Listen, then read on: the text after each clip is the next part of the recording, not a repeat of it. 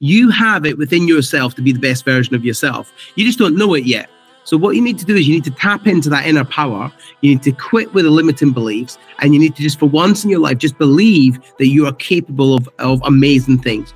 And that means stepping into fear. That means doing things you don't normally do. That means getting uncomfortable. But let me tell you something. When you do that, life, your choices, your freedom, whatever you want from your life, your success can be as little as 90 days away.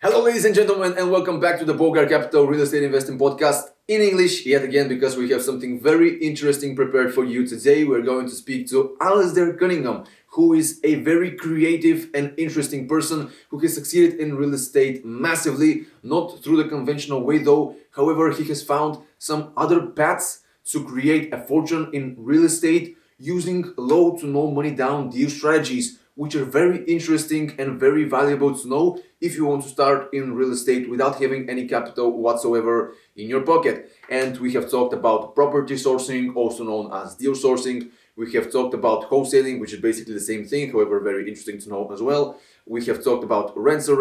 We have talked about Airbnb arbitrage, and we have also talked about lease option agreements. And Alasdair has suggested a very interesting and different to the other entrepreneurs' ways of approaching that strategy. So I really think that this episode is going to be very valuable to you. And if this is the case, please make sure to smash the like button and also subscribe to our channel, because this supports us to create even more content like that, which I believe is very valuable. So I suggest we just dive deep into it right now. So mate, are you ready to start that? Yeah, listen, I'm free. Ask me whatever you want. I'll just deal with it as it comes. I'm very fluid, and I do lots of interviews, so I'm good. Apologies, I'm not in my normal studio. My normal studio's got lots of lights and stuff, but I'm not in there today, so apologies for that, but it is what it is. Sure, mate. No worries for that. So we're giving an official start to the Bolgar Capital Real Estate Investing Podcast. I'm going to start it off by asking you, how are you feeling today, and how do you feel to be a part of the most amazing real estate investing podcast in Bulgaria? We do have a certificate about that somewhere around here. I might have lost it. That's fine. But I hope that you have heard of us before that. Have you actually? Let me know. Yeah. I've heard it from Mitko. Yeah, Mitko made me aware of it. So yeah, no problem. Okay, and have you heard of Bulgaria? That's actually something that I haven't asked any of our guests, but I would like to hear your opinion on Bulgaria. Have you ever been here? What do you think about the country? Well, I've been, my only experience of Bulgaria is skiing. So I've been, so years 2007, I went to the traditional, obviously sunny beach area, but then later on, a few years later, I went skiing to Sofia. So I've been skiing twice to Sofia. That's my only experience of Bulgaria. I've never invested in Bulgaria. I've never done business in Bulgaria, apart from I've been there as a tourist. That's about it, really. So how do you like it as a tourist? Yeah, it was good. It was great. I loved it. One thing I thought was really funny was when we arrived at the I can't remember the name of the village we stayed at, but it was about 20 minutes from Sofia Airport. We arrived at the ski resort, and it was like January, February time back in 2013. The ground was completely dry. And I said to the guide, I says, yo, I come here to go skiing. I says, but it's like, there's no snow. And he said, don't worry, up there, there's lots. And up there was lots. We went up there and there was a lot of snow. So I really enjoyed it. So glad to hear that. So about 2007, when people were wondering what they're going to do with their house, the mortgage crisis was just about to hit. You were here in Bulgaria on Sunny Beach. You weren't worried about the real estate. You were prepared? No, I mean, listen, back 2007, I wasn't doing real estate the way I'm doing it now. So 2007, I've been in business for 20 years. So back then I was in a conventional bricks and mortar business. And what I was doing was I was a commercial vehicle engineer. So I was fixing lorries, buses, and coaches. So I had one real estate investment, but I wasn't really affected by the crash in 2007, 2008. And it was only after 2008 that I actually started to take it a bit more seriously and actually started to invest and to start the massive upheaval in the economy. The world was fearful. Interest rates and that were climbing again, and it's like, got to get involved. So that's when I sort of got involved. After 2008, that's when I started taking it a bit more seriously, and I started taking it really seriously 2014, 2016, that sort of era. But I was more focused on my business back then, so I was more focused on building cash, like building stockpiles of cash, so I could invest when the right opportunities come along. Okay, so that's going to be pretty interesting. Let's put it that way. Let's go to point one from my questions, and it is, who is Alasdair? I want to know our audience. I want them to know who you are, why they should listen to you, and what you have achieved through these years in real estate and business. So let me know by starting from the early days, perhaps. Where are you from, and all that stuff. Yeah. So, as I said, my name's Alasdair Cunningham. I am originally from Scotland, so the north of the UK. And for me, Scotland is a great country, beautiful country. But in Scotland, there's only about 4 or 5 places where actually business thrives. So Scotland's very much farmland, very much, it's not like the metropolis of London or the big cities. It's business is okay, don't get me wrong, but it's not a thriving economy where I'd really wanted to be for the rest of my life. So my parents made the choice to move from Scotland down to London when I was like 10 years old. So it was about 30 years ago. So I moved into London, and I went from a little village in Scotland, a little farming village, to central London, which was a massive culture shock for me. Like I didn't know that many people existed, to be quite honest, and I didn't know economy existed that way. So I went through school in London, and I'd done all my sort of education down in London, which again was a massive culture shock for me. And when I left school, I was advised by my dad that, if you want to make money, you've got to get a trade. So become a tradesman. So you've got to use your hands, like become a builder, joiner, carpenter, plumber, electrician, something that is required every day by everyday people. Because then you'll always have a job. But the thing is, I didn't want a job. I never wanted a job. I wanted a business. And whilst I did follow that advice to go and become a mechanic, I became a mechanic. And after 4 years of working as a mechanic, I realized that this is all right, but I'm never going to be rich as a mechanic, not unless I own the business. So as a mechanic working on the tools, I'm never really going to achieve what I wanted to achieve, which was to hit that elusive £10,000 every single month. And I quit my job there and then that day, and I then started a bus and coach business and a bus and coach garage, and I built that, over 10 years. So that was doing really good things. We had 5 members of staff working for us, and we were running that business really successfully. And I actually sold that business in 2014, and I sold it as a going concern to somebody. Because I knew that although it was a business, deep down it was still a job. Because if I wasn't there, getting filthy dirty every day, like turning spanners, which I love, by the way, don't get me wrong, I love fixing stuff. But if I wasn't there, then the reality is I wasn't getting paid, because it just wasn't happening. So I wanted to start working smarter, not harder. So that's when 2014, I quit the business. I sold the business and I moved away from the business, and I started then investing in real estate. And it was very slow to begin with, because like real estate investment is slow, and I was doing it the traditional way. So in the UK, the traditional way is you go to a bank, you've got a 30 to 40% deposit, the bank lends you money, and then you buy the property, and over time, the property value goes up. You can then refinance. But it's a very slow way to invest. It's safe, but it's slow. So like I started doing some education. I started learning. I started traveling all over the world, and I started getting mentored by people like Robert Kiyosaki, by people like Blair Singer, and I started spending a lot of money that I didn't have because I was using my credit cards, and I was getting mentored by people, and I was racking up credit cards, getting myself into debt in order to learn more about business, more about money, more about how to leverage money, but most importantly about how I can become the best version of myself. Because fundamentally, I know that no matter what business I put my head to, I know that I'll make it work because of who I am. So it doesn't matter what the economy is doing. It doesn't matter if the economy is tanking. It really doesn't matter. If you've got that strong mindset and that winner's mindset, any economy you can thrive in. And that's exactly what I believe. I believe that you're the best version of yourself, or you have to become that. And then basically, a long story short, 2015, 16, I started taking property seriously.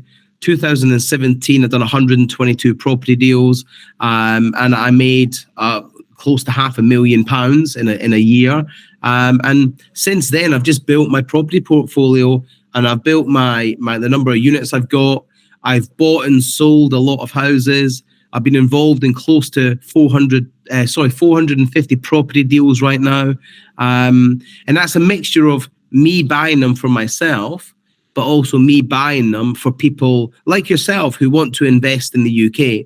I've got a lot of investors from all over the world where I'm the middleman. My company is the middleman, so they just pay us for our services. So we've done close to, I've lost count. I'll be honest, I've lost count. It's between 450 and 500 property deals.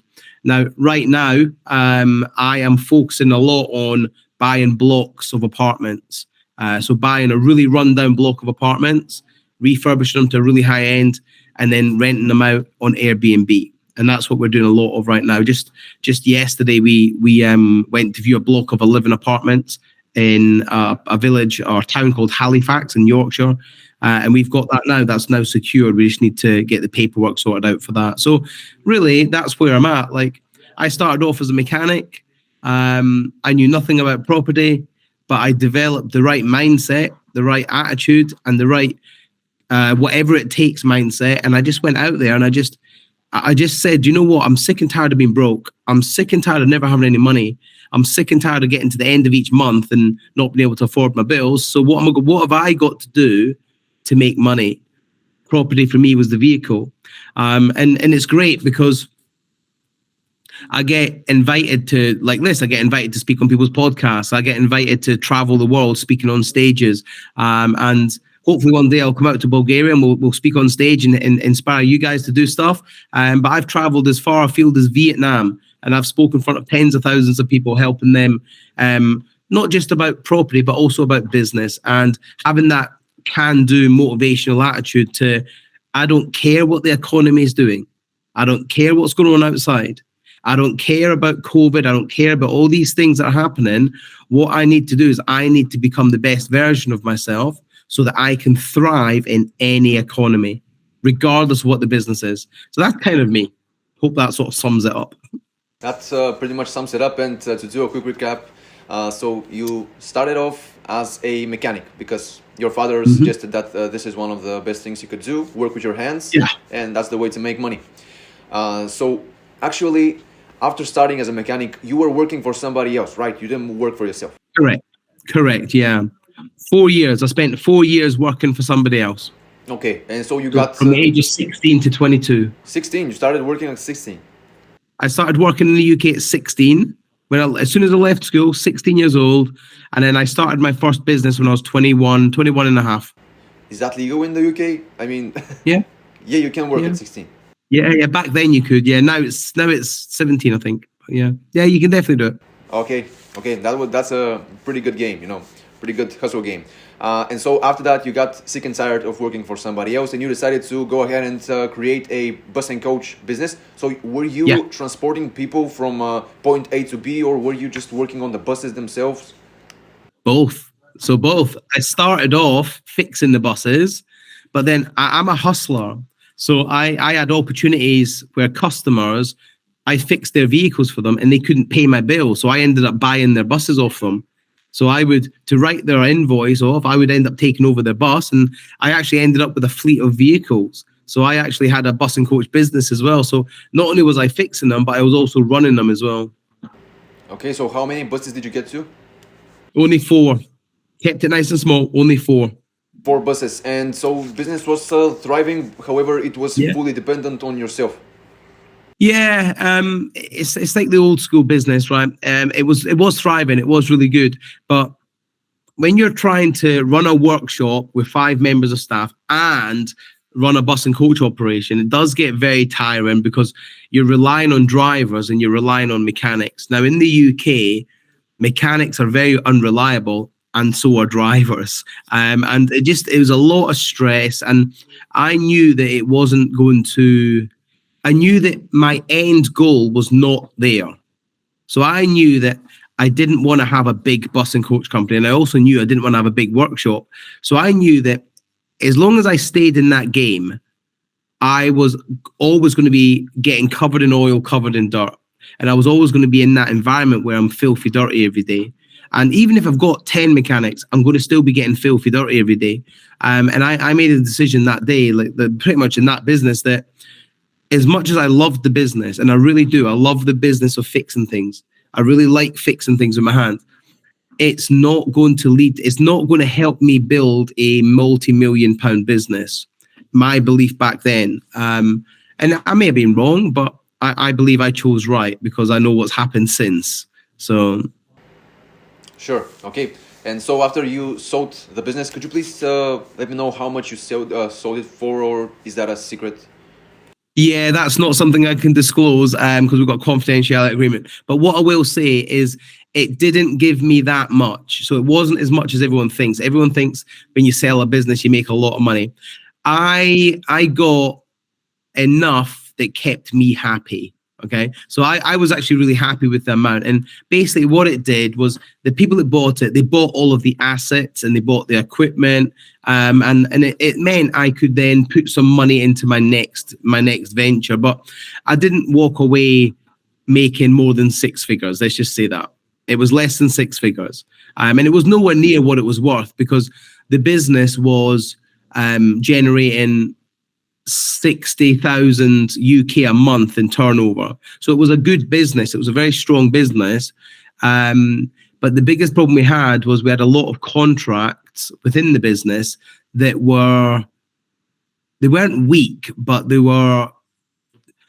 they didn't have longevity because the contracts I had were with some of the national coach companies. So like Stagecoach buses, for instance, they drive all over the UK, big national coach operation. I used to do a little bit of work for them, but it was very up and down. So a lot of my clients at the time, their businesses weren't super strong. So my speciality at the time was I would work with, somebody who's got 2 buses or somebody that's got 1 lorry or something like that. And the biggest problem with that is cash is always a problem.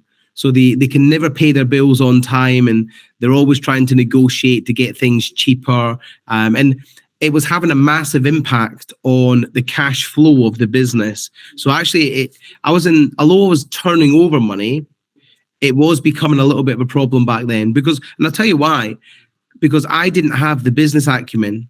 So, back then I was early 20s, mid 20s. I was just out of school. I didn't know what it meant to run a 6-figure business. I didn't have the skill set that I do now. I didn't know how to do marketing. I didn't know how to do sales. I didn't know how to deal with the business. I didn't know how to things like to worry about VAT and taxes. I didn't deal with any of that because I just thought, look, I'm making money, happy days. That's what I want. So I had a lot of naivety when it come to business back then, but I've learned a lot of lessons, trust me. Exactly the point that I wanted to focus on. You were 21, am I correct?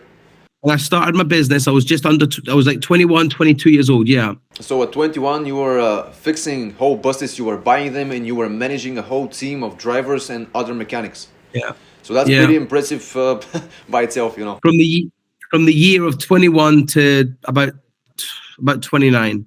So that happened over 8 years. But yeah, I had a lot of responsibility. And here's the thing, of the commercial vehicle garages in this where I was based, I was the youngest owner by about 25 years. Everyone else that owned these garages were all in their 40s or 50s, and I was in my 20s. So I brought a skill set to that business that other people didn't have, and that was youth. Because, you know, the youthness, I did have, although I wasn't an expert on marketing, I knew how to use the latest technology when it comes to the computers for diagnostics. So that was my skill set. But yeah, like I learned a lot of lessons.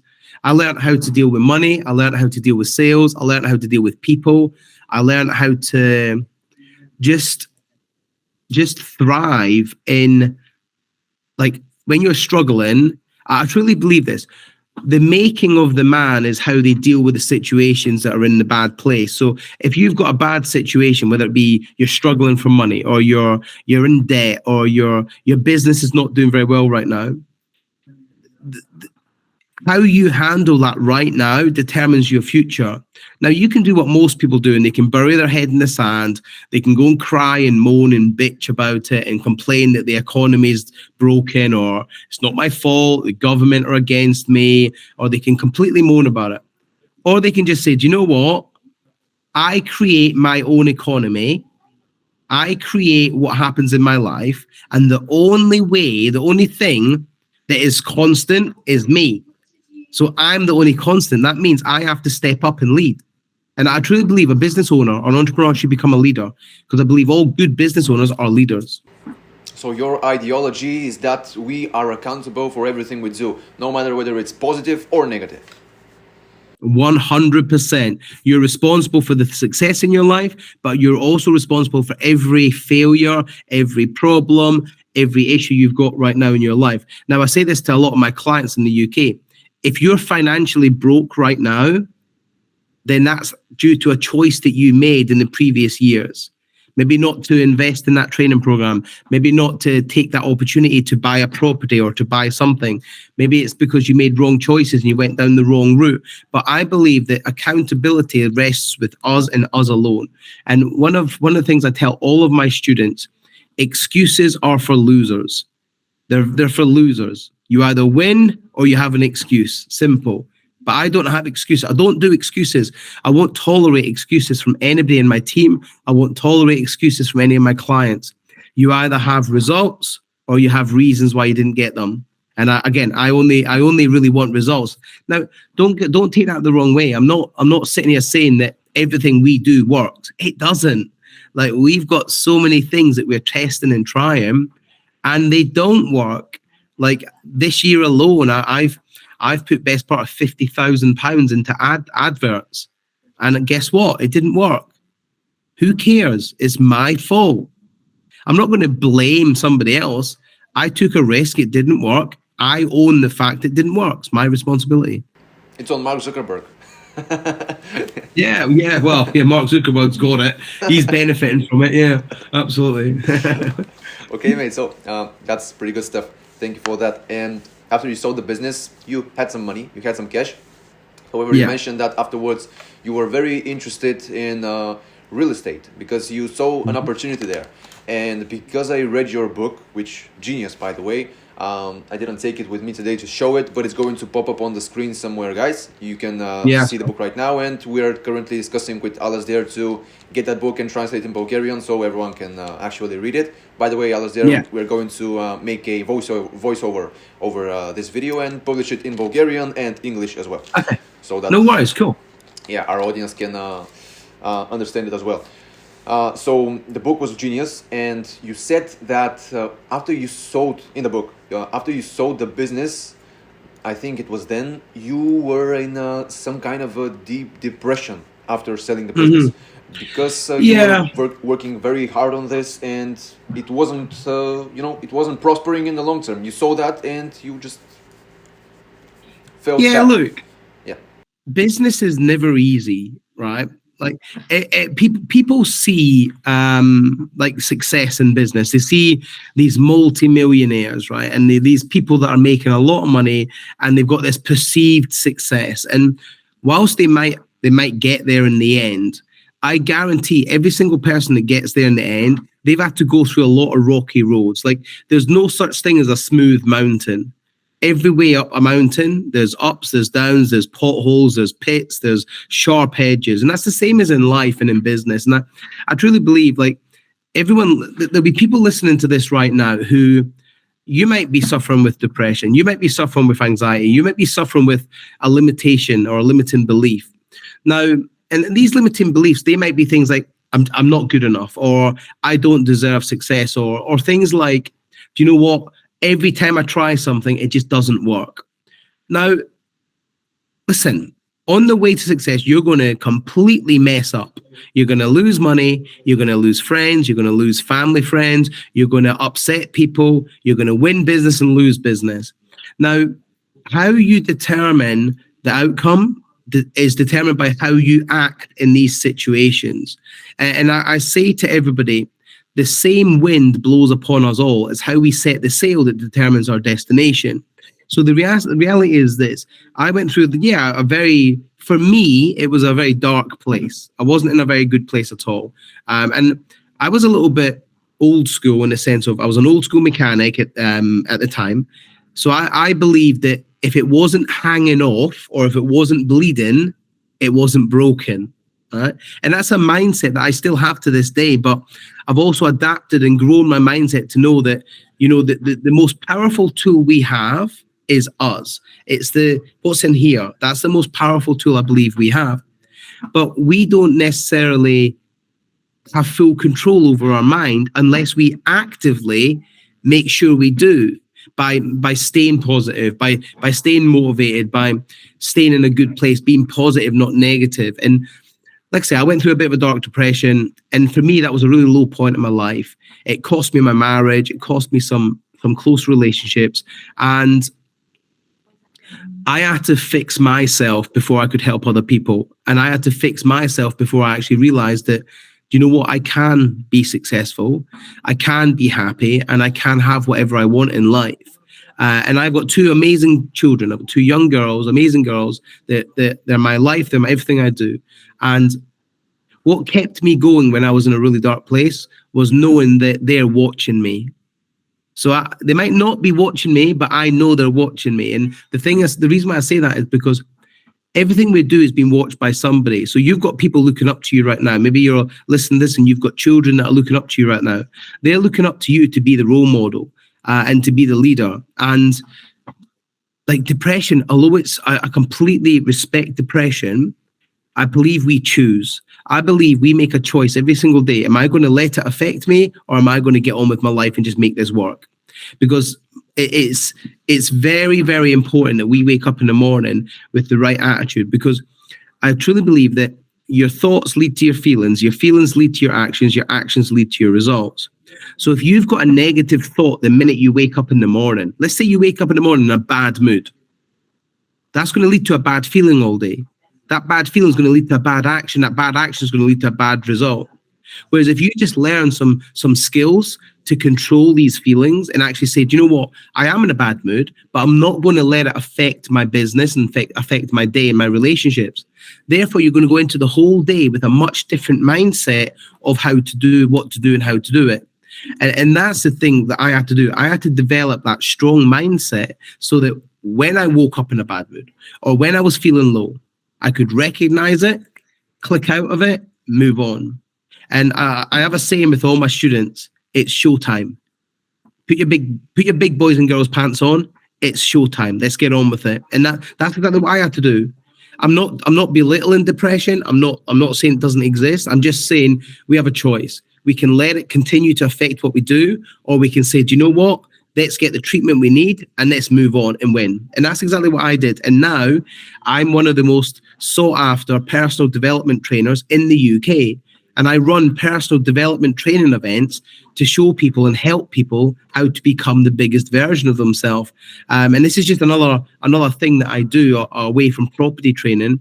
I teach people how to step up and become the biggest version of themselves. And I'll give you an example of how that looks in real life. I've got a client of mine. Her name's Amelia. She's Romanian. She's from not far, just over the border from you guys. Yeah. Lovely Romanian lady. And she came to the UK with her English. I understood her, but she was very cautious about her English because she felt that people didn't understand her. And she came to the UK with very little, not much at all. That was 2 years ago. I trained her in business. I trained her in property. And now she's got £1 million a year business. She owned a hotel for a little while. She doesn't anymore. And this is the power of personal development. She came to me with lots of limiting beliefs, no confidence, self-esteem was on the floor, didn't believe anybody actually could help her. I worked with her. 2 years later, she's got £1 million business. She's absolutely dominating the property space, and she's absolutely become a very different person. Wow. But it starts with the mindset. That's the point, right? Yes. It starts with acknowledging that you are who you are. Don't matter who you are, but you're capable. Every single person listening to this podcast right now, I do not care what your background is. Doesn't mean I don't respect it. I'm just saying I don't care where you've come from, because that doesn't determine where you go. So if you've come from, and I get a common thing I hear a lot is people saying, well, I was abused as a child. Okay, that's fine. Thank you. So are you going to let that affect the rest of your life? Because there's two people, okay? There's two guys. One's a millionaire and one's homeless. They come from the same family. They're both brothers. And they interviewed the millionaire and they said, look, why are you a millionaire? What drove you to become a millionaire?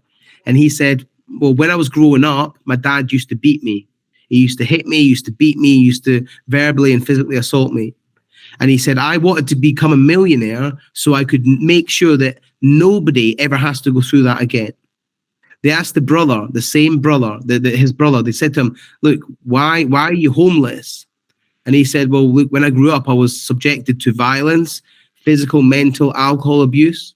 And he goes, that's just where my life's gone. And again, it's not about what's happened to you. It's about how you address it and move on from there. And I say this all the time, the same wind blows upon us all. It's how we set our sail that determines our outcome. And listen, I've been through stuff. I'm sure you've been through stuff. Everyone's been through stuff. But we have to get to a point where you sort of say, do you know what? I'm done with being a victim and I'm done with feeling sorry for myself. I'm ready to move forward and have an amazing life. Love people, care for people, build an amazing family, and not let my past affect my children's future. And that's what I truly believe. Right, mate. Exactly the point. I'm very happy that you said that, because we are not just a real estate investing podcast. We want people to know that mindset is very important. We want their business to succeed overall, no matter whether it's in business or e-commerce, doesn't matter. And, mindset is just at the bottom of that. It's about the foundation, And so missing on the point that you went through a depression was going to be a huge miss, I wanted you to explain how you overcame it and what were your takeaways from that. So thank you so much for sharing that. So afterwards, Alasdair, you said that you decided that that's it. You're going to go ahead and focus on real estate investing. How did that happen? And did anyone inspire you? Did you read a book? What made you go in that direction? Yeah, so I'd always had an interest in property. Now, mainly student accommodation. So university accommodation, student accommodation. And in the UK, during like the early 2000s, 2010 onwards, student accommodation was very poor. It was very low quality. And I remember when I went to visit a couple of friends who were at a university in Sheffield, and I went to their student accommodation, it was disgusting. It was really not nice. And I always said, if I ever got on property, I knew there was money to be made in it. So in 2015, I read a book by Robert Kiyosaki called Rich Dad, Poor Dad. I'm sure you guys and your listeners have definitely heard of it. If you're in real estate, you've definitely heard of it. And that inspired me a lot just to start thinking more creatively about, the cash flow quadrant. I was an employee or a small business, but how do I get to big business and investor?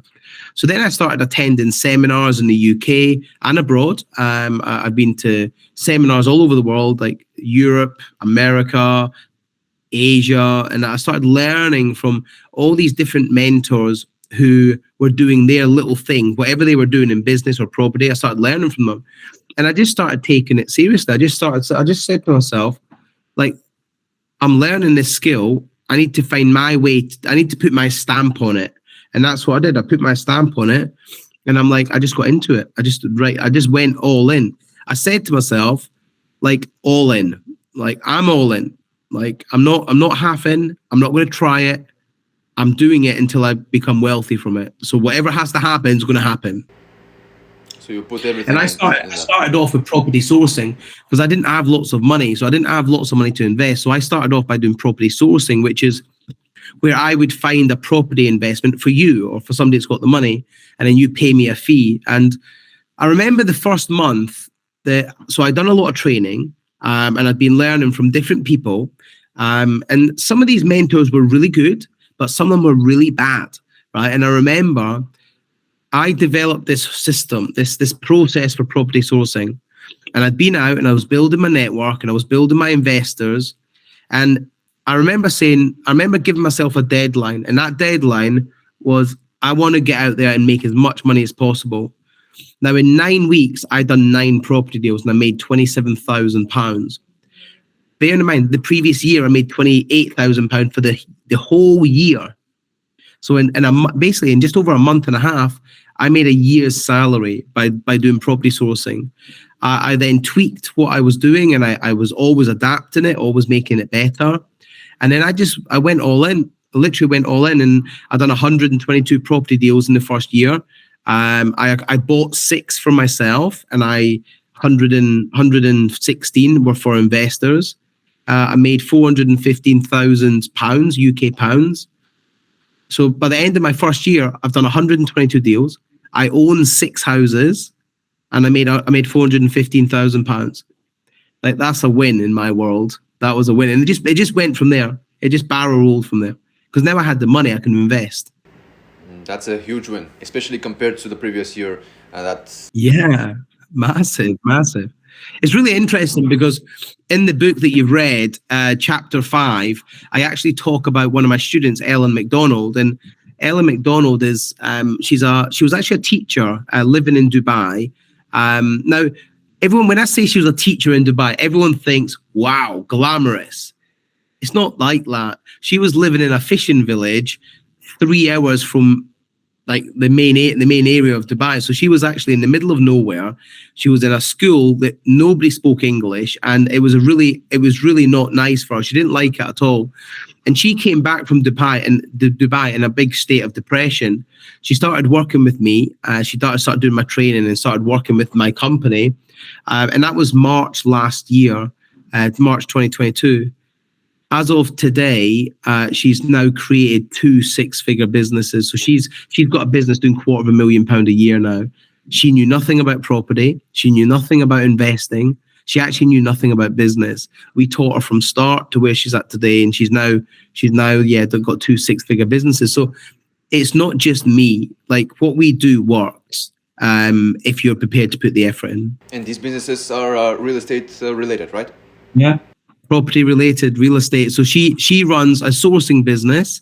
So she sources property deals for investors, and then she also runs an Airbnb business. So she takes properties on a rental basis, and she rents them out on Airbnb and Booking.com. And your listeners, you can do this in Bulgaria. So I guarantee that this works. And I went to Vietnam a year and a half ago. I was invited out there to speak on stage and to share my models about property and how we do it.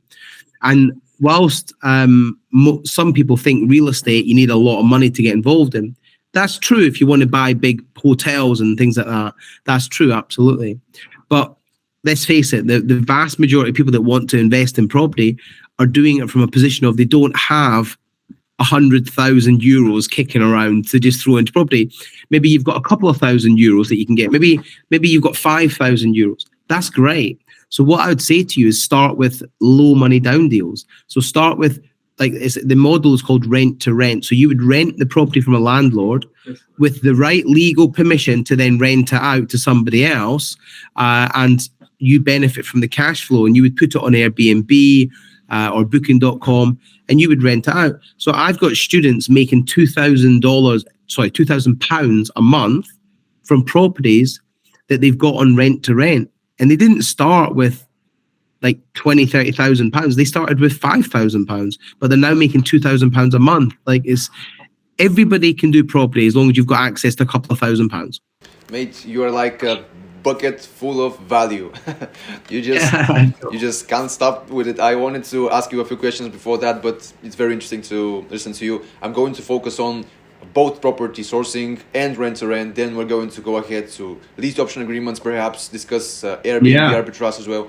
However, I wanted to ask you before that, who was the mentor that actually inspired you to go ahead and do property sourcing? Because, you know, at the time, back then, I believe it wasn't so, as famous as it is today. So what inspired you to go ahead and do property sourcing?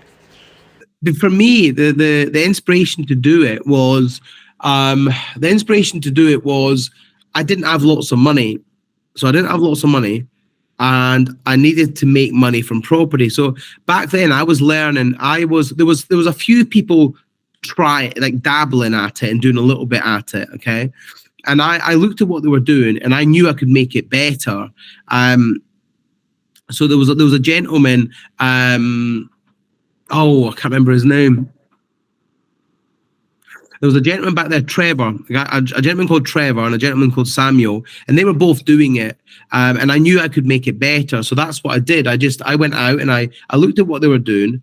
But property sourcing essentially is just real estate agency. We're just an estate agent, but instead of dealing with your everyday family, we're dealing with investors. We deal with a trade basis, and we get paid a lot more money. So there was nobody really sort of, let's say, smashing it back then. Like, there was nobody really winning loads and really doing lots and lots of deals. There is now, but there wasn't back then. So I just decided, you know what, this is what I want to do. I want to make a lot of money, but I haven't got the money to invest. So how can I do it? Fine. I have to be an entrepreneur, and I have to think, okay, so there's plenty of investors out there. There's plenty of property deals out there. Why can't we just tie them up? And then I get paid like £3,000, £4,000, £5,000, and it's insane. And like, I remember the first month made 27,000, second month made 26,000, 3 or 4 months later we made 57,000, and it's like, this works. I mean, and this is nice. And so yeah, there was quite a few people I learned from. So you went there, you saw an opportunity, said to yourself, no one is smashing it, so you decided to go ahead and smash it yourself. Yeah, but listen, even if you're listening to this right now and you there's a business out there and somebody's already, what you think, smashing it, and who cares? Don't let that stop you. Like, because there's enough customers out there for everybody. There's enough money out there for everybody. So if you want to get involved in property and you think, oh, I can't because so-and-so's doing it, no, that's your mind taking you out of the game. You need to say to yourself, so-and-so's doing it. Okay, how can I be different from that person? So it doesn't matter if you've got competition. Competition is good. It keeps you on your feet. So don't be scared of competition. Be better than your competition. Great advice. Okay, mate, so you also mentioned university. Before we go ahead and proceed to the interesting low to no money down deals, I wanted to ask you, have you ever went to university? What do you think about it? I did for 8 months. So when I was a mechanic, I went to study motorsport engineering, but I realized very quickly within I was 8 months, 2 days a week, and I realized this isn't for me. This is really not for me. Like, and I lasted 8 months, and I gave it up because I was a hustler, and I'll always say formal education will make you a living.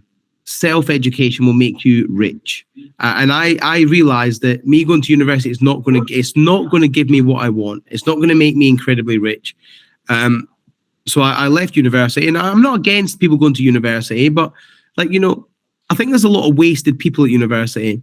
Like, people going to the university to study drama and to study like communications. It's insane. It's insane. They'll go to the university to study courses. They'll spend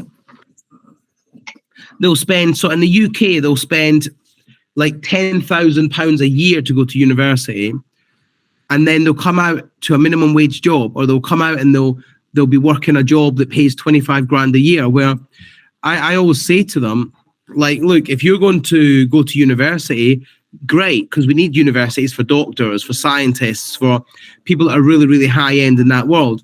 But what we don't need university for is to teach people drama, right? Because the reality is, if you're going to go to university to learn them skills, like, all I say is, look, if you're going to spend 40 grand to go to university to learn, like, that doesn't make sense to me. I've got students that have invested in my training, which is nowhere near that, and they're now millionaires. Like, it doesn't make sense to me. For me, university is great for doctors, scientists, PhD level, but not for the vast majority of the students at our university. That's right. Okay, I do share your opinion on that. I haven't gone to university as well. So it's time we go ahead and proceed to the good stuff, real estate investing. Yeah, go on. So we already mentioned what property sourcing is. You go ahead, find some great deals for real estate investors that do have the capital. You might or might not have it, and you go ahead and give them these deals for a commission, of course. And this is not something that we have discussed on our podcast, so it's new. I hope that people find it valuable. We have discussed, however, wholesaling. What do you think about wholesaling, and how would you compare it to property sourcing? It's the same thing. So I believe wholesaling is the same thing. So in America, they call it wholesaling, where the only slight difference being is in America, when they wholesale, sometimes they don't charge the investor for a fee. What they do is they let's say they agree to buy a property off a vendor, and they'll give them 100,000 euros for it. They'll sell it to the investor for 110,000 euros. That's the only slight difference from property sourcing and wholesaling. With us, we'll find properties that are maybe on the open market, and we'll go and do the legwork. So we'll do the due diligence, we'll do the viewings, we'll find the power team, the build team, and then we'll just charge them a fee for our time. Now, a lot of people say to me, who's going to pay for a property that's on the market? Well, I've got hundreds of investors that don't have the time, inclination, or interest to spend days and days and days looking for property. So they happily pay me £5,000 to do the work for them. So the wholesaling and property sourcing is very, very similar. I think with wholesaling, you've got a bit more leeway with regards to not charging the investor, but charging the vendor. Whereas we don't charge the investor anything. Sorry, we don't charge the vendor anything. We charge the investor. So we can actually approach vendors in the UK and say, hey, we'll sell your house completely free of charge. It doesn't cost them anything, because we pass the fee on to the investor. I understand. I was very curious to hear your opinion on that, because I was thinking about property sourcing when you mentioned it. And so you go ahead and offer the good deal to a cash-rich investor, and they're interested and they pay you the commission. However, isn't there any risk that they might, they might not pay you the commission? I mean, you're doing all the work, you're sending the invoice, they get the deal, and they just pass you. Isn't there a risk there? Absolutely. But that's why we have contracts in place, and that's why I get paid up front. So every single one of my investors pay me up front. I do not get paid at the end of the deal. I get paid up front, apart from exceptional cases where we've done big deals. So for instance, I done a property deal in the south of England a couple of years back, and my fee was £25,000. And that was £25,000 for essentially 6 hours work. Now, obviously, that's a bit of a concern that the investor might say, I'm not going to pay that. So what we actually had done is we had it written in the contracts with the solicitors that he was paying us. So he paid us £5,000 up front, which was non-refundable. And then the further £20,000 got paid by the solicitors, and the solicitors paid us, not him. So we did get paid it. But with big deals, we tend to do it through solicitors.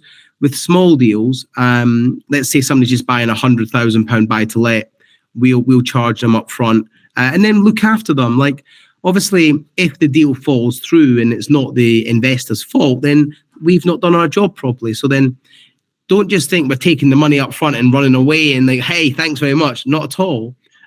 We've got a contract in place, and we also have rules. So like, for instance, if I sell a deal to an investor and they pay me a £3,000 fee, and then the deal falls through because the surveyors come out and said, actually, the subsidence, the property's leaning over. The investor then has a choice. Do you want to go ahead with it, or would you like me to find you another property? If they say, do you know what, Alistair, it's not worked out, can I just have my fee back? I've got no problem doing that, because that's good business. That's what good business people do. Right? We're not here to rip people off, but also we're not here to be ripped off. Of course, mate. But some people do have these concerns. So what you do to find a solution to this problem is just sign a good contract made through a solicitor, not just found on the internet, right? Yes, please. Yeah. So I get this a lot in the UK. People think they can just download a contract off the internet. Remember, the contract is only ever going to be called upon in front of a judge. Okay, so you can have a contract that says literally anything, and it's got to be done in the right way, so that if you ever have to go to court. Now, I'm not familiar with the Bulgarian law, but in the UK, certainly, let's say I sell you a property deal, and you just say, thanks, Alistair, but you're not getting your fee. It's then up to me to chase you, and it's up to me to take you through the court cases. And at that point, the judge, he'll bring out the contract and say, hey, okay, this is what you agreed. Did you do it? If that contract isn't the right contract, then that's going to cause a lot of problems. So don't download templates. Come on, no template contracts. It won't work. Pay a solicitor and do it properly. Yep. Okay. So this is a new strategy that we're sharing with our audience. I hope it's valuable to them. I haven't heard of anyone doing property sourcing in Bulgaria as of now. We might see it very soon after that podcast. Yeah, that'd be great. So what do you think about rent-to-rent? How does it work? Have you ever done it? And what are the details that actually make it profitable? Yeah, look, rent-to-rent is a brilliant strategy. It really is. It means you can take control of property as opposed to taking risk with property, right? So essentially, it's like a try before you buy, okay? So if you, let's say one of your listeners lives in a nice city, and there's a lot of demand there for tourism and a lot of demand for people going there. Let's say he finds an apartment or a house or a property, and he doesn't have the money to buy it. So you could go and negotiate with the owner of the property and say, look, let's say the market rent is 500 euros a month. Say, look, I'll give you 600 euros a month, okay, 100 euros more, but I want permission from you to run it and rent it out as an Airbnb. Now, I don't know, I've not done my research on particular areas of Bulgaria, but certainly in the UK and in many parts of sort of many cities, I think you'd find it difficult to find really high-end accommodation for under, let's say, 60 to 70 euros a night. Okay, now that's just ballpark figure. I've not done my due diligence. So the reality is this: you're paying the landlord 600 euros. If you can rent it out for more than 60 euros a night, that's 10% of the rent. You're going to make some money. All right. So in the UK, we have a really high occupancy rate of sort of maybe 75 to 85%. So if I take a property on a rent to rent and I agree to pay the landlord, say 600 euros, and I rent it out for 60, maybe 80 or maybe 90 or even 100 euros a night, like it doesn't take long to pay the landlord. Now, there's a lot of benefits in this for the landlord. The landlord, one, doesn't have to worry about maintenance because you're going to take care of that. Secondly, the landlord doesn't have to worry about cleaning because you're going to be checking the property every couple of days as a guest moves out. So the pros and the cons to a landlord are really, really high. The pros massively outweigh the cons. And again, I'm a landlord. In the UK, we have multiple different ways to rent properties. So you can rent it to a family and they'll be in there for a year. But I won't see that property for a year. So I don't know actually what's happened in that property for a year. I might go back and it's all trashed and it's all run down. Whereas on an Airbnb, I'm going to be, or my cleaners are going to be seeing that property every other day or every other week. So maintenance is much better. Cleanliness is much better. And just a general overall condition is much better. And the landlord's making more money. Everyone makes money. Everyone wins. And it's a long-term relationship. So how do you find these landlords? Well, first you've got to find landlords that have multiple properties. You've got to find landlords that are tired of normal rental properties. They're tired of dealing with the normal rental demands because, like, I don't know about the rules in the Bulgaria, but in the UK, tenants have a lot of rights. Now, what I mean by that is a tenant in the UK can just stop paying rent. They can just not pay rent, and it'll take me a year to get them out. But they don't have to pay rent. Whereas you don't have this issue. If they rent it to you on a commercial agreement, they can, and you don't pay the rent, the landlord can come down and just change the locks and remove you. There's no legal obligation to keep you in there. And they're not protected by any sort of protection, so to speak. So for me, rent to rent is an amazing model, bit like property sourcing, for those people that are looking to make active cash from property using not much money. Because again, property sourcing, you don't need a lot of money to start. If your listeners have got €2,000, you can start. Low money down deals such as rent to rent. Again, a couple of $1,000, you can start, and you can start making money. You'll have to obviously furnish a property, make it pretty, but it doesn't take long to do that, and you can do it on a very good budget. Yeah, and in Bulgaria, just to let you know, here it might even take 3 years instead of 1. Wow, that's even better. That's even better for you. That means that landlords are going to be annoyed about that, because ultimately most landlords, they're not all rich moguls with 400 houses. Most landlords have 2 or 3 properties. They're everyday working people that have saved hard to put money into property. So if they've got a tenant that's not paying them for 3 years or 2 years or however long, actually that has massive impact on their finances. So if you can go along and offer them a solution where actually, do you know what? You're going to guarantee to pay the rent every month, and you can because you're renting out on Airbnb. Like, it's a much better way. It's a win-win. It's a much better solution for them.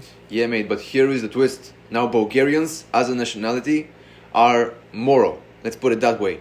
Over the last, 11 months from the beginning of the year, probably over 900 people have gone through our properties and they have left. Almost always in circulation. However, none of them, we have had problems with none of them. All of them pay on time, and if they can't, they just go ahead and leave the property. And that's perfect. That's amazing, I will say during when COVID happened in the UK, I used to rent HMOs in a place called Hull, which is northeast of England, and Hull's got a large Bulgarian and Romanian population, and I had 2 HMOs, and they were both 90% Bulgarian people in there. When COVID happened, right, here, this is what I will say. Now, this always really impressed me. I remember they were in the middle of a tenancy agreement, and I got a phone call from my management company at the time saying, Alasdair, look, the house at number 80 Melrose Street, the tenants want to break the agreement. And I was like, okay, why? What's the situation? And they said, look, COVID's not is obviously changed everything, so they're actually going to return home. And I said, okay, that's cool, no problem. I said, it's fine, just as long as you give a week's notice, I'm no problem with that. And what actually happened was, here's what happened, and I always think it was amazing, right? The 4 tenants left. My management company went down to the property. She couldn't get hold of anybody. She went down to the property, and they had painted all the rooms. So they'd repainted all the rooms, and they left an envelope with the week's rent cash just on the table in the front room. And I always remember, they could have easily just left, and I would have never been able to contact them, but they didn't. They put the property back to the original condition. They've done it to a really good job, and they left the rent. They left the week's rent. So I agree with you. The morals are high. I agree with you. And I always remember, I always said to my agent, as soon as they come back, give them a couple of weeks rent free, because of that. To me, that's respect. They've respected my property, and they've also respected that I'm letting them break the contract early without financial implication, and they left cash for the rent, and they left. So I love that. It's awesome. Good for them. They have represented our country in the proper way. Yeah, absolutely. Pretty good. Absolutely. Okay, mate. So do you also call this strategy Airbnb arbitrage? Because that is the way I am used to calling it when we're renting long term and renting out on short term. On short term model. Yeah, this is It's the same thing. Yeah, we do that here in the UK. So we utilize our main platforms in the UK, Airbnb and Booking.com. Now we get a lot of long-term bookings with contractors, really. So like for instance, I've got one of my properties, my business partners, we've got a block in a place called Bradford, which is up in Leeds, north of England, and we've got 30 properties in that area, within that sort of a mile radius, and we've got 6 of them units have been rented out for 6 months to a building company, and that was booked through Airbnb, and they just keep paying every month, and it's brilliant. But they're paying a lot of money. That's the thing. So yeah, we do a lot of long-term bookings as well. Yeah. Okay. And we can now proceed to the next strategy that I'm very curious whether you have ever done and what do you think about it. That's lease options. What do you think about it? Love it. My first ever property that I actually took control of was a lease option agreement. Now, for those who don't know what a lease option agreement is, and again, you'd have to check local Bulgarian law to see if it's possible to do. It's essentially you buy now, pay later. Okay, so you agree specific terms with the owner, and then you agree to purchase it at that time. So essentially, it's a bit like delayed completion, but you don't have the legal obligation to complete. So a delayed completion is something where you sign the contracts now, but you complete down the line. So let's say me and you were going to buy a house together, or I was going to buy your house. I would say, no problem, I'll sign the contracts today, but I'll pay you next year. That's a delayed completion. But because I've signed the contracts, I have to pay you. Otherwise, massive financial penalty. A lease option agreement is exactly that. Lease option agreement, not lease obligation. So if I say to you, look, I'm going to buy your house off you and I'm going to give you 150 euros in 5 years' time, but then let's say the market doesn't recover, so the market's still a bit weak. If I get to 5 years' time and the property's not worth 150,000 euros, then I can just say, look, thanks very much. This hasn't worked for me. There's your property back, and I can walk away completely with no cost. Okay. So I actually, in my first year, I acquired 4 lease option agreement properties, and I started completing on them last year and the year before. So one of them deals was it was a property in Wolverhampton, which is in the Midlands, and I agreed to buy it for £113,000. But when I bought it last year, it was worth £140,000. So I actually made a really good equity. But here's the thing. I always believe in doing fair agreements and doing a win-win agreement. So I actually agreed, because the owner of the property was somebody in his late 60s, and I agreed that when we buy the property, I'll give him 25% of any uplift. So actually, I made about £36,000 profit. He got 25% of that. He's happy. I'm happy. I got the benefit of the cash flow for 6 years. He also got the rent paid every month on time. Plus, I took care of all the maintenance. He had 0 issues with that property in 6 years. He got the amount of money he wanted. Everyone's happy.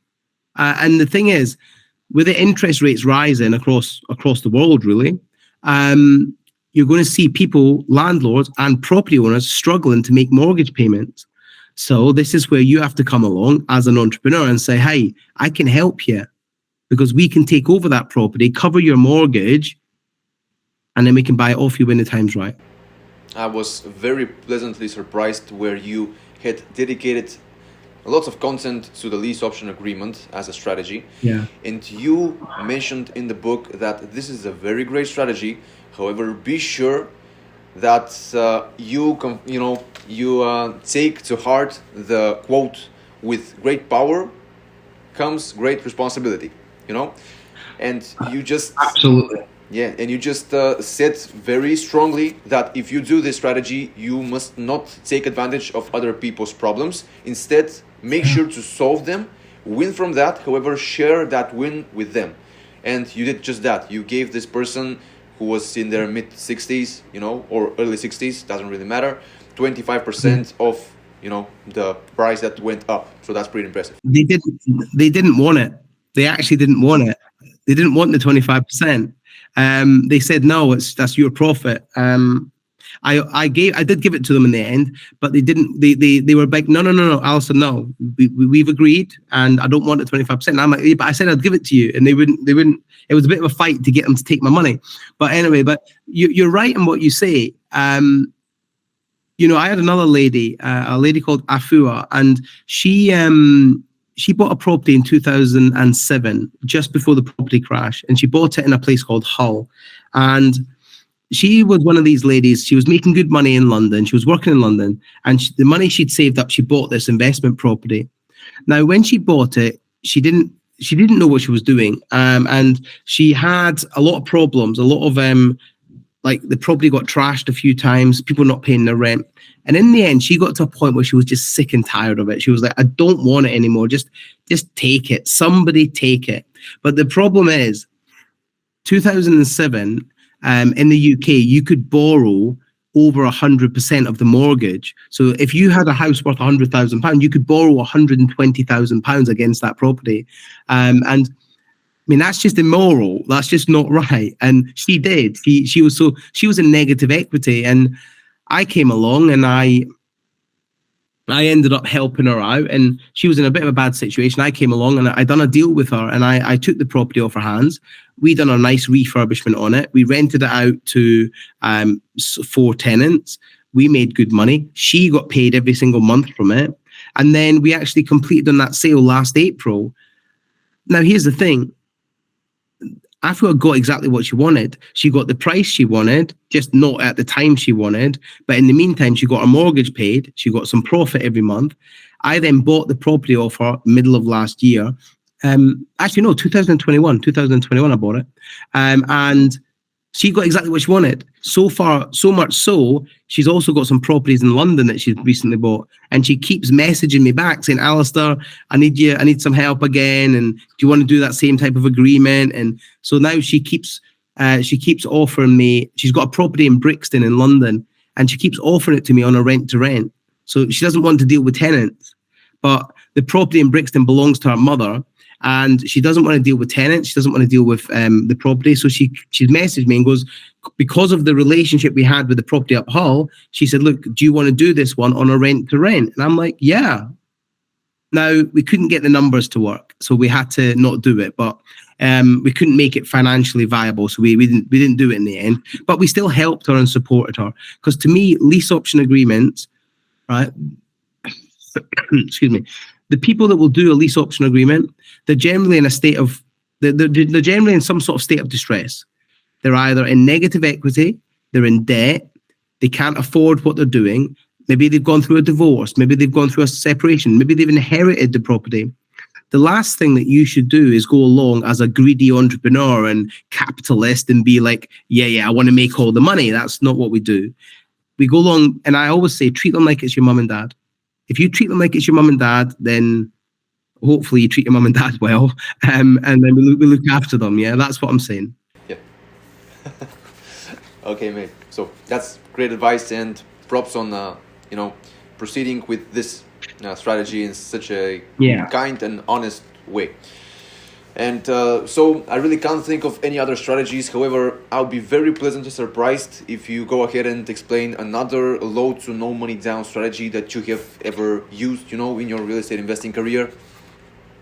Yeah, like really, the ones I used mostly was property sourcing. I used that, and property sourcing has made me, like, I have, it's not here.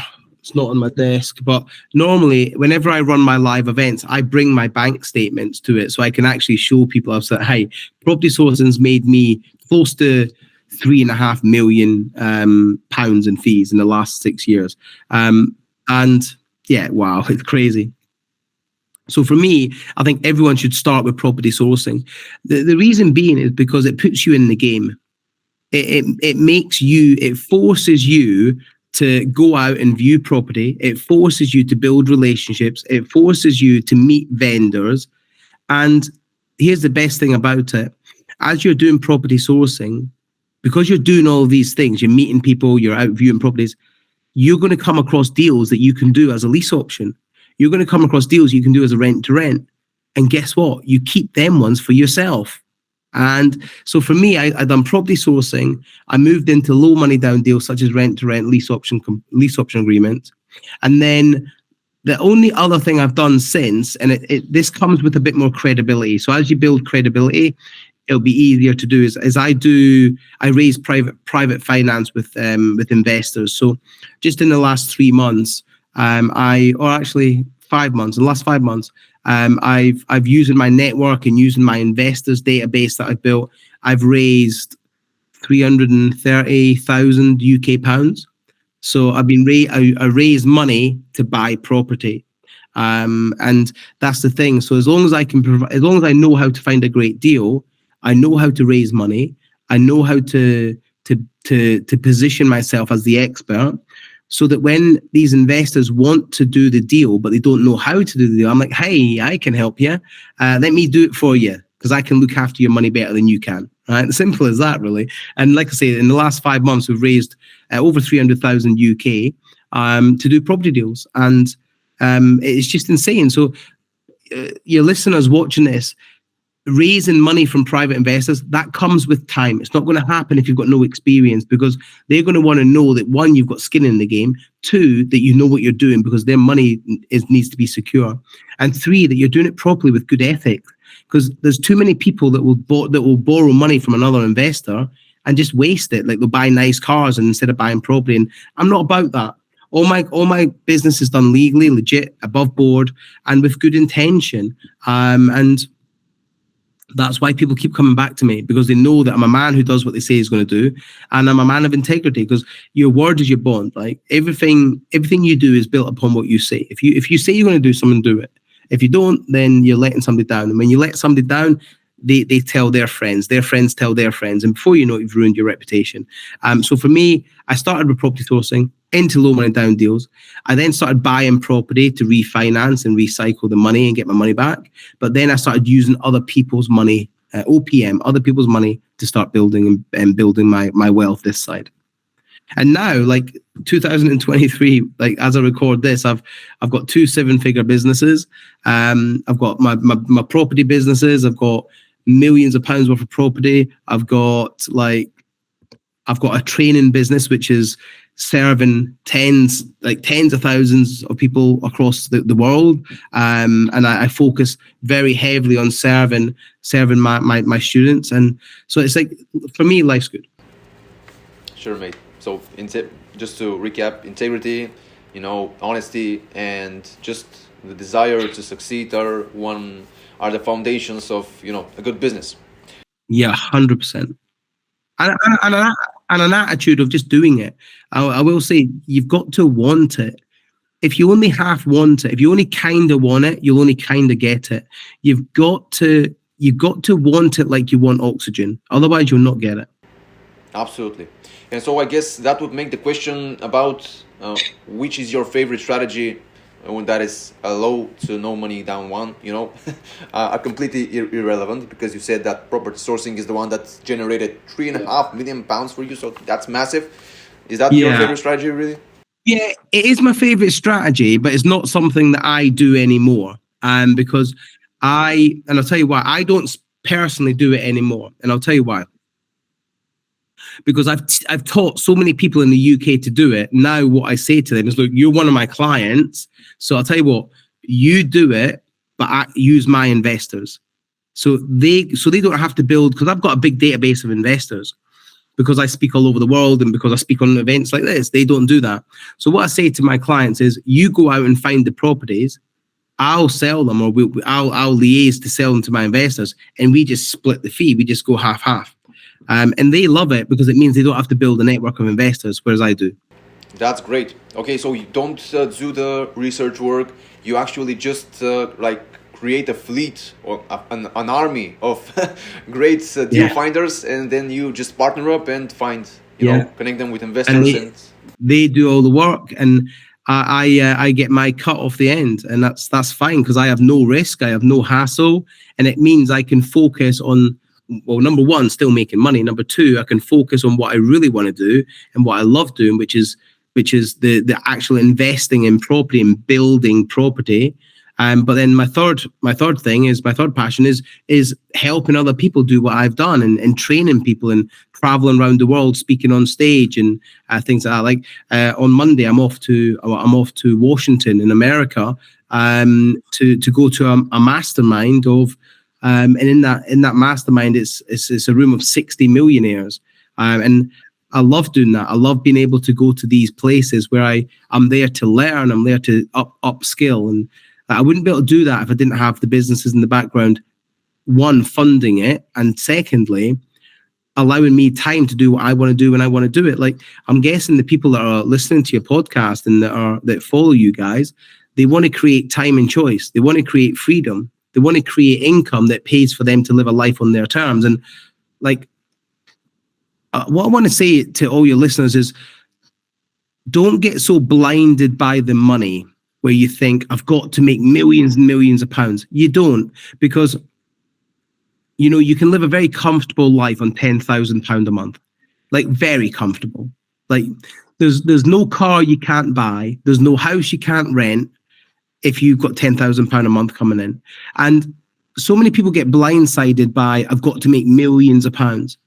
You haven't. You've got to learn some skills to make 10 grand a month, 10,000 euros a month. And I ask your listeners this right now: if you could really make £10,000 a month or 10,000 euros a month, like, how would your life look? Because there's not many people that couldn't have a very comfortable life, do what they want to do, go on holidays wherever they want to holiday, enjoy their life on 10,000 a month. Obviously, we all want more, but I would start with the aim of getting to 10,000 a month. Okay, I'm going to leave this as the final message to our audience from you. However, before that, I do have some more questions. Do you have the time, mate? Yeah. Go on. I can prepare the question of, are you ever planning to create a syndicate, like a real estate investing fund? However, you already answered that. You said that in the past 3 months, you have raised over £300,000. Yeah, so past 5 months we raised over £300,000, but that's not so much a syndicate. That's more of a joint venture. So they lend me the money and I pay them 1% per month. So they get 12% a year. So it's a really good return for them, right? But with regards to syndicates, I get asked about this a lot. So yeah, what I'm thinking about doing this, and certainly I'll speak to you about it as well, and maybe you can be involved. Is what we're thinking of doing is, like, getting a syndicate of, I don't know, let's say 100 people and putting £5,000 each in, right? And then we go out and we buy a big commercial unit, and then we all split it up equally. So yeah, I am thinking of doing that, but there's some laws and things we have to comply with in the UK to make sure that's legal and things like that. So yeah, it is something we're considering, but that's a year or two away. That's not something we're focusing on right now. Okay, mate, when you're interested in that, let us know. Hit us up, and we're going to probably find a way to partner up. What we're doing in Bolgar Capital is we are something like a syndicate, So we are getting money, raising capital from private investors, and some of them are the audience that is currently watching this. And we're using the money to, buy like cash flow generating properties, huge multi-family real estate deals in Bulgaria and in Spain currently. We are going to expand further. We are looking into the UK, by the way. Yeah, well, look, I can help you in the UK definitely, because this is what we do. I've got an army of people looking at property every day. Now, to put it into context, the property I've just bought, okay, so I've just bought a property. I'll give you the numbers so you can see the numbers. We bought it for £160,000, okay? We spent £100,000 on refurbishment, and it's valued at 380. So our total investment was 260,000. But it's been valued at 380,000. But the best thing about it is it's going to cash flow about £6,000 a month. 6,000 a month. Yeah. And after you finance it, let's say you pull out about 75 to 80%, so that would be like the whole investment, and all of the investment. Yeah. So my total money in is about 260.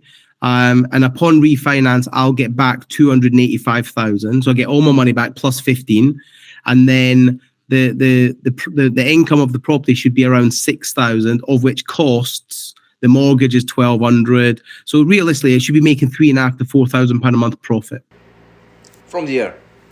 I know. Yeah, brilliant. because you haven't invested in anything, you just got paid to buy a property, and now you're paying monthly. You're being paid monthly to, own the property. Yeah, absolutely, absolutely. That's the burst strategy, and I love it absolutely. But it's not one of the, low to no money down deals. So I didn't focus on it. However, I do have it here as a question.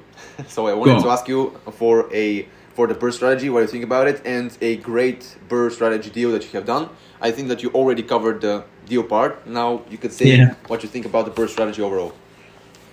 The buy refurb strategy. The BRR strategy, Love it. Yeah, love it. Buy, refurbish, recycle. Love it. It's my favorite strategy. So that's all I want to do now. All I want to do is find property that is run down, wrecked, and just all I want to do is add value to them, and that's all I want to do. So I love the buy, refurbish model, and there's lots of rundown property in the UK, and I love it. Absolutely love it. So you are mainly looking into finding some properties in some kind of distress. It might be seller, it might be the property itself, refurbishing it, and then refinancing, getting the capital out through a bank, and repeating the process. Yeah.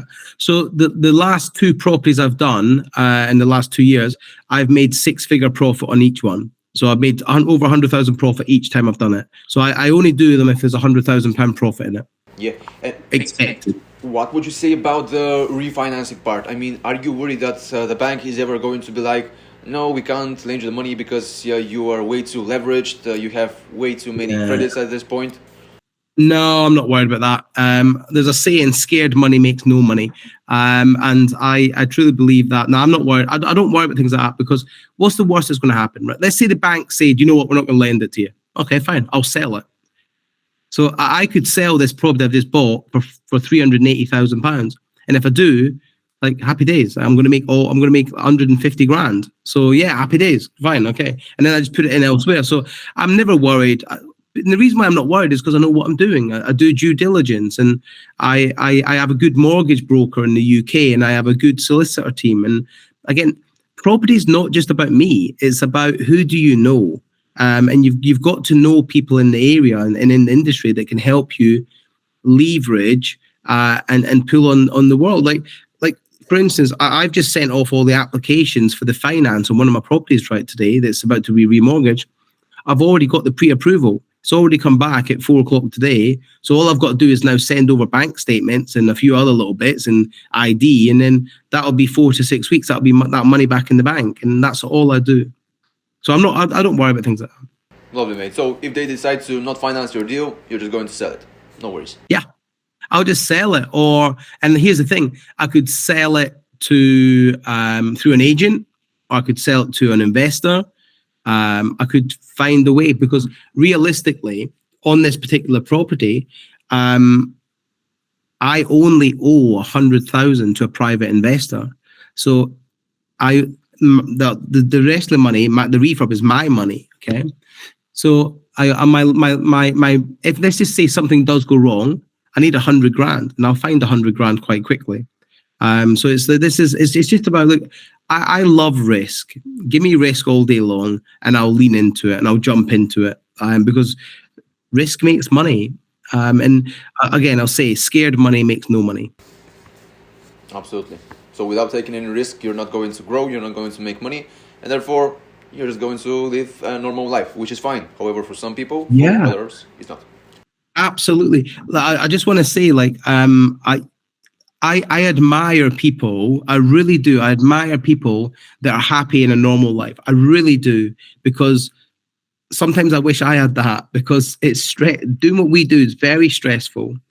So don't think for 1 minute, if you're listening to this, then you don't have these aspirations to do massive things. I'm critical of you. I'm really not.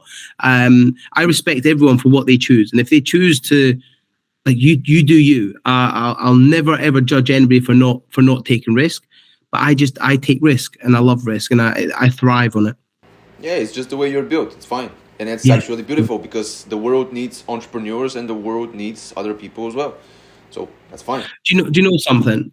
Just quickly before we get wrapped up, I got invited out to Asia to speak on stage, and I was invited to Vietnam. Now, in Vietnam, the English language is spoken, but not very much. So I was invited to speak in front of an audience of 1,500 people, and I was supposed to be on stage on the second day of the event. So it was a 2-day event. I was supposed to be on the second day, and I arrived at Vietnam at Hanoi airport at 7 a.m. in the morning, and there was a car waiting to pick me up, and that car took me straight to the venue. And now on the way to the venue, I got a phone call from the organizer of the event, and they said, "Alasdair, you've got a lot of energy." And I said, "Yeah," and I got a lot of energy. And they said, "We know you're supposed to be speaking tomorrow night, but we want you to open the event. We want you to be the first speaker because we want you to build the energy in the room and get the room warmed up." Now you got to understand, like I've been on a 14-hour flight. I'm not fresh at all, and I arrive at this venue. I somehow managed. Somebody brought me a suit, and I managed to put a suit on. I had to get into my character. I had to get into me. I had to, it's showtime. I was tired. I was down. I was really not in a great place because I was sleepy and all that sort of stuff. Now I had to deliver. And I was petrified. I'm not going to lie. I was very nervous about it because it was the first time I've ever spoken in Vietnam. And I'm now getting basically shoved out into an audience of 1,400 people who do not understand English. And I've got a translator that I've never worked with before. For me, that's the deep end, right? That's the deep end. And it's scary. It really is. It's very scary. And I had a choice to make, okay? I can choose to say, no, my session's tomorrow night. I'm going to stick to the plan. Or I can choose to say, I love every opportunity that comes my way, and I say yes to every opportunity. So I actually said, you know what? Yeah, let's do it. And I went out onto that stage as somebody who's never been to Vietnam before, doesn't speak Vietnamese, and I dominated. I really dominated the room, and they loved me, and I loved every minute of it. Now, I asked myself, the reason why I tell you this story, right, is because just imagine if I said, do you know what? No, I'm too scared. If I said, no, do you know what? I'm not going to do it. Let's stick to my original time. I wouldn't have got the opportunity that come from there because of my performance that day. I actually got a year. I've been going out there now for every couple of months for a year and a half because they loved me so much. They keep inviting me back. But just imagine if I said, no, thank you, I'll do my session tomorrow night. I wouldn't have got that opportunity. So you might be scared right now. You might be thinking, do you know what? Property's dangerous, property's risky, it takes too much money, I don't want to risk it, you might be thinking that. But ask yourself a better question, and that better question is, what else is there? Because the reality is, if you don't lean into risk, you're never going to get success. And every time somebody presents me with an opportunity, with a challenge, with something that scares me, I know I should be doing it. Because if it's not scaring you, it doesn't mean that much to you. And I was petrified going out on stage in front of 1,500 people. As a result of that, I got a year-long contract worth a good amount of money. And all I'll say to you is scared money makes no money. But if you're prepared to lean into risk, if you're prepared to lean into failure and accept that failure happens, you will get so much more out of your life. And I promise you that. But you've got to first be prepared to lean into risk. That's great advice, man, and a great story. I bet that you definitely made a show there. Pretty good. It was brilliant. I loved it. Okay, man. Amazing. I do have another question for you, though. Just to wrap it up. That was like a story. That was like the story of at the end of the movie. It was amazing. I loved it, and I hate to give you another question, but I just have to. Sorry, go. It's fine. I'm good, man. I'm good. I'm done for the evening. I'm good. Man, I have to know, what is your opinion on single family against multi-family? Which is your favorite, and which one do you work with the most? So my portfolio in the UK, we are actually primarily moving to an Airbnb model. So we're actually moving. I've always focused on professional let, so I've always gone for the professional working person. So not really families, more of an individual working professional. They would stay in my properties, because I've got a mixture of properties. Mainly, my properties are HMOs, so they're like one big house with 5 or 6 rooms in there. All of my properties have en suite, so they've all got their own bathroom facilities. And what we did was we focused on working professionals. I'm not against families, single families, absolutely nothing against them. It's just, for me, my model was the working professional.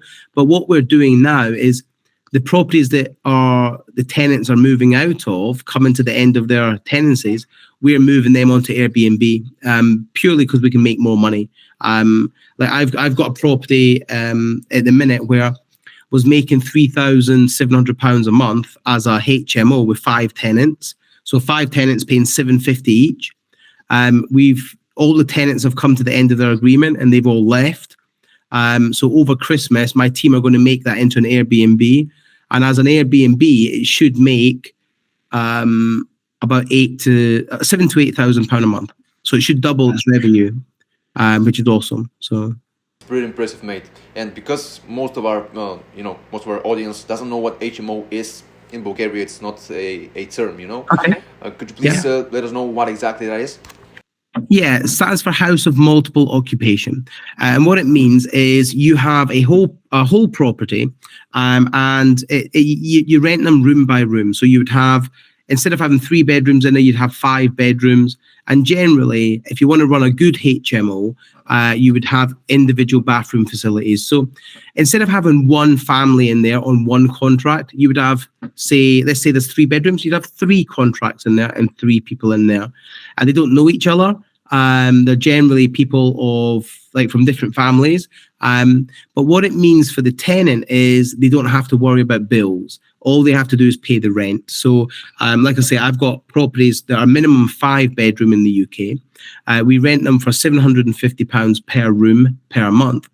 But that tenant doesn't have to pay council tax, doesn't have to pay the bills, doesn't have to pay for water, doesn't have to pay for electric. They only pay £750.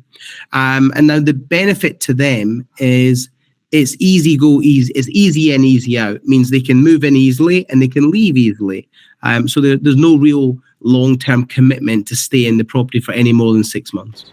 And could they ever, consume so much water or electricity that they just break your math? Yeah, absolutely. It does happen now and again, okay? But as a good manager, property manager, you obviously have to monitor that. One of the biggest things is the heating. So obviously, HMOs, you generally find that you go there in the winter to check on the property and all the windows are open, but the heating's been blowing like at 28 degrees. So yeah, it costs a lot of money. So what we use is the Hive heating system, so we can control the heating and we can lock it. So the legal minimum is 21 degrees inside a bedroom, and we just lock it at 21 and just leave it as that. And it's just a case of, in the contract, it also states that it's fair usage. So electric is fair usage, and we always say that if the electric bill is more than £250 a month, the tenants have to pay the difference. I've never ever had to charge a tenant, because the 1 month that it goes over, it's really not a problem. I'm a good landlord. I want my tenants to feel comfortable. And if they're a bit cold and they want to put the heating on, we make enough profit to be able to cover that now and again. Yeah. Okay. So you have found a way to go through that problem by just putting a clause in your contract that states that if they do overspend over a certain amount that you have, defined, they're going to pay the difference. Okay, mate. Yeah, now there's lots of modern technology as well where you can control the heating from your phone. You just log into your phone and you can turn it down. So it's not that difficult. It's not a big problem. You have put them in the matrix. Yeah. Well, I've got properties where I can control all the door locks from my phone. So it's easy. It's brilliant. That's lovely, mate. We are currently implementing this technology to all of our properties, all the multifamily. We have already implemented it in one of the cities that we have invested in Bulgaria, Varna. Yeah. We are currently working on 2 other cities, and we're going to also do that in Spain as well, because it's really helping us automate the business. Yeah, absolutely. I will say, I'm glad you said that. property is a business. It's not a side hustle. You got to treat it like a business, and you got to automate as much as possible. We're 2023. You got AI technology everywhere. Like, we live in a world where like automation at a fingertip. Like, there's nothing we cannot do on our phones. Nothing. Like, so it's like, just like automate. And my advice to everybody is you want to fire yourself as quickly as possible. Fire yourself from your business as fast as possible and get somebody else to do it. Yeah, don't be worried to fire yourself. Actually seek firing yourself and making money from automations, Yeah, actual absolutely. business, not just a hobby. Yeah. Okay, mate. And my very last question for you is, give me one favorite book for real estate, one favorite book for business, and one favorite book for self-improvement. Right. For property, I'm gonna go back to Rich Dad Poor Dad, because I learned a lot from that. I learned a lot from that. I really did. I really did. Now so for business in the UK, I can't remember the name of the book, but there's have you heard of Duncan Bannatyne? He owns the Bannatyne Health Clubs. So he's a Scottish entrepreneur. He's wrote a series of books, and I've read all of them, and I got a lot of business knowledge from them. And I've got them in my bookcase. I can't remember the name of them. And from a mindset point of view, I've got a couple. Think and Grow Rich. Love it. And there's another one. It's by T. Harv Eker. So T. Harv Eker does a book called Millionaire Mind. It's the Millionaire Mind. And do you know, that was a great book to help me with money management and money mindset. And yeah, I've got loads of books. Like, I'm listening to an audio book at the minute that was recorded in 1980. So I'm listening to that at the minute, and that's all about self-help and self-development, and that's by ACLC in America, and it's called Unleash the Power. It's a huge, brilliant book. So I spend a lot of time listening to books. Also, another great book I listened to about property was Donald Trump's The Art of the Deal. Yeah, so it's a 9-hour audio book, and I listened to it online, and it talks about all the big real estate deals that he did in New York in the 80s and 90s. Really good. That was a really good book. I've got loads of books that I've listened to and read. I tend to drive a lot, so I tend to listen a lot. Yeah, it's very interesting that you're putting the Donald Trump book on the self-improvement part, and I myself would do the same, because it didn't help me as much about property investing as it helped me with mindset, because it showed me that there are so huge deals out there and some people are actually doing them. And it just changed my perspective. Money is everywhere. Someone's doing the deal. Why can't it be us? And I'll always go back to Donald Trump. Now, obviously, Donald Trump has his lovers and his haters. I think he's awesome. I think he's a brilliant. I really respect the guy. Now, here's why. You don't become a billionaire, lose a billionaire. He's the only person that's become a billionaire, lost it, and then made it again. And I think that's insane. That means you got to have a super strong mind. Like, I think it's brilliant. You must know the game. That's right.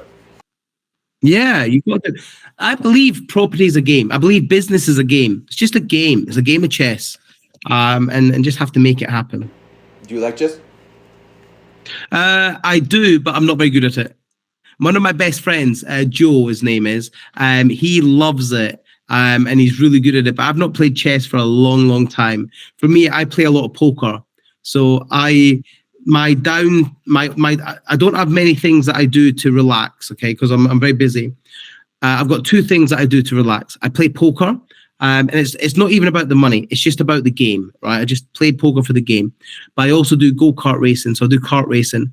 So I spend a lot of time doing motorsport, and I love that. But that's my only sort of 2 things that I do to chill out and forget about work. The reason why I play poker is because it makes me think about something else other than work. Because you have to think a lot. It's like chess. You have to think. Both of these hobbies are very lovely. However, make sure that you spend some time on the chessboard, because when you come to Bulgaria, we haven't told the audience yet about the event that we are probably going to create, Yeah, not probably, absolutely. we're surely going to create it. However, not right now. We're going to gather some more amazing people like you. we could sit down and play a game of chess. So make sure you practice. Absolutely, I'll learn. But yeah, absolutely. Listen, I'm very up for. I'm always up for speaking engagements. I'm always up for coming out and helping people and inspiring people to change and to do big things in their life. Always, absolutely. So when you're ready for that, let me know. Oh, we're definitely planning on this very, very intensively, and we're going to keep preparing. Good. Okay, mate. One last question that just popped in my mind. Through the conversation, in many instances, you said Alasdair. Am I pronouncing your name correctly when I'm saying Alasdair, or am I not? Yeah, Alasdair, yeah. Alasdair. That's right. Yeah. Yeah, Alasdair, yeah. Perfect. Okay, well, ladies and gentlemen, that was Alasdair Cunningham. Extremely interesting podcast, extremely interesting episode. Thank you so much, Alasdair. And although you did give a very good final closing to the podcast on 2 instances, would you like to give a third one? Because you're full of so much value and interesting things to say. Anyway. Oh, absolutely. Listen, well, firstly, thank you for having me on. I love doing this sort of thing. I love coming to podcasts and love helping people. You're doing amazing things out there, okay? So, and I know your listeners will be loving what you're doing and getting the maximum value from it. And I've enjoyed being on here today, so thank you very much for that. Now, what I'd say to you, if you're listening right now, right, you have it within yourself to be the best version of yourself. You just don't know it yet. So what you need to do is you need to tap into that inner power. You need to quit with the limiting beliefs, and you need to just, for once in your life, just believe that you are capable of amazing things. And that means stepping into fear. That means doing things you don't normally do. That means getting uncomfortable. But let me tell you something. When you do that, life, your choices, your freedom, whatever you want from your life, your success can be as little as 90 days away. Because the minute you start doing little changes in your life for positive, things happen quickly because you're just not seeing it right now. But when you see it, you believe it. And actually, do you know what? Life can change in a matter of a decision. I've always said this. When you decide enough is enough and you decide that you're going to do whatever it takes to win, your life can be very different and you control that, nobody else. So my name is Alasdair Cunningham. Thank you very, very much for having me on board, and I shall see you again. Ladies and gentlemen, Alasdair Cunningham. That's great. Thank you, guys.